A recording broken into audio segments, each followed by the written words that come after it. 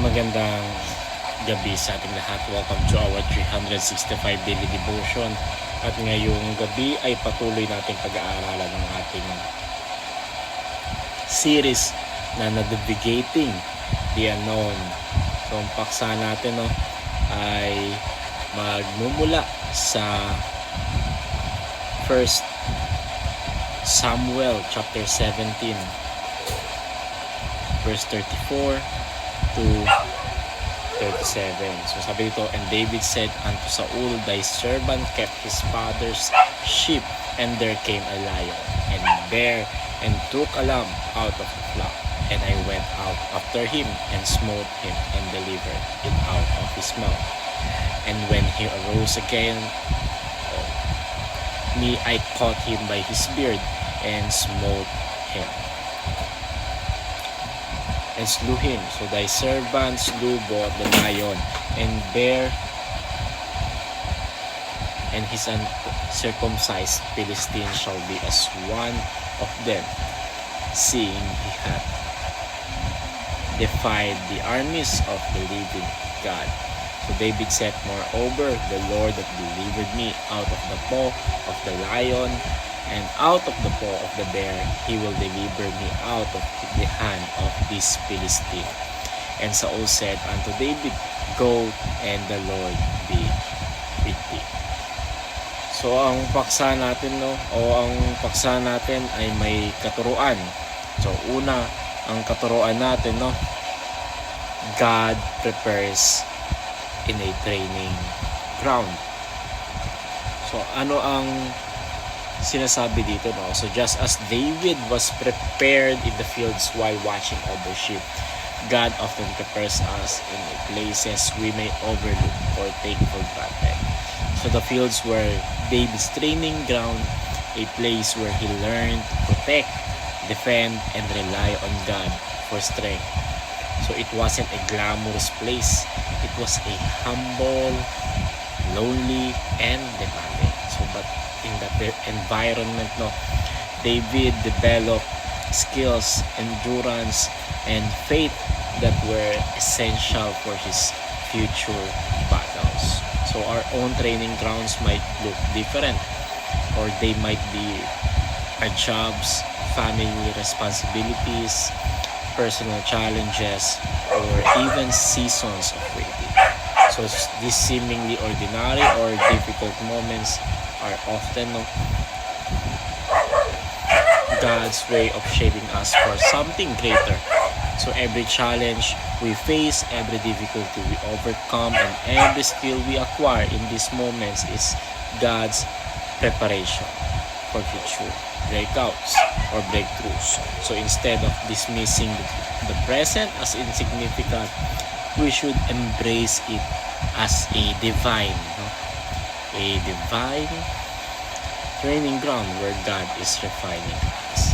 Second, God gives a breakthrough in the arena. So what does this mean? So after years of tending sheep and facing wild animals, David's moment finally came when he entered the arena to confront Goliath. So this was the moment of breakthrough, the culmination of all his previous training in the eyes of others. So David was just a young shepherd, unfit for battle against a giant, but in God's eyes he was ready. So God had already prepared him for this moment, equipping him with courage, skill, and faith. So when David stepped into the arena, he didn't rely on his traditional weapons or armor. He relied on the training he had received and the faith he had in God.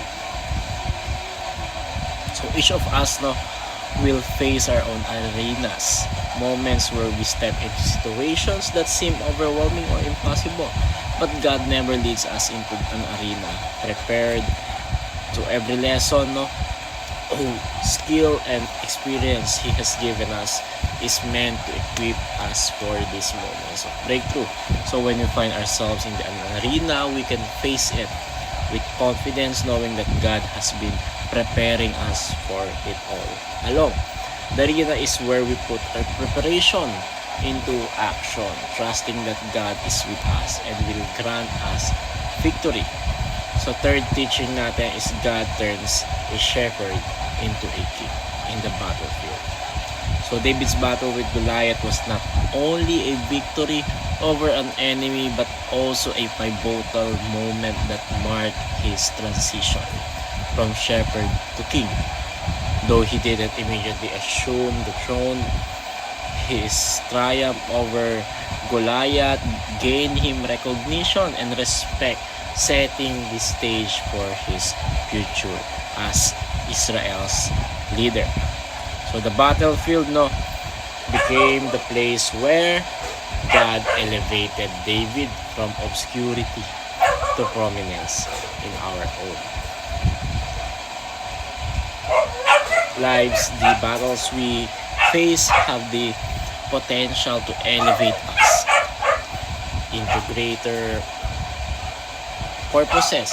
So God can take an ordinary person and transform them into a leader or servant who impacts others in profound ways.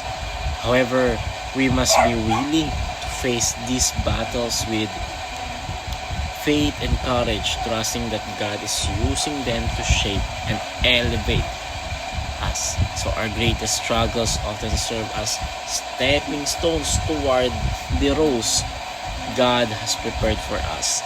So the battlefield becomes the place where God reveals our purpose, strength, and calling.